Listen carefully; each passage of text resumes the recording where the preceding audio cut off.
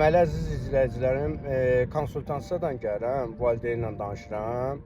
Deməli, valideynə izah eləmək istəyirəm. Valideyn inanmır ümumiyyətlə sağalmağına övladının.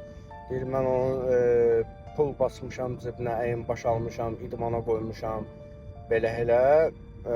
Uşaq da biraz disfunksiyanal ailədə böyüyüb. İzah eləmək istəyirəm ki, yəni bu uşaq yeniyetmədir də, bunda asıllıq formalaşıb. Yəni hiss olunur ki, valideyn ümumiyyətlə asıllıq xəstəliyindən anlayışı yoxdur. Ümumiyyətlə maariflənməyib də, bilmir bu ilə necə rəftar eləmək lazımdır.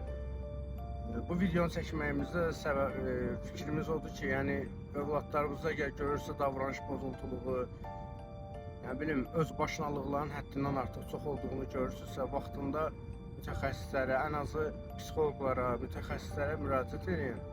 Övladlarımızın sonunu fikirləşin.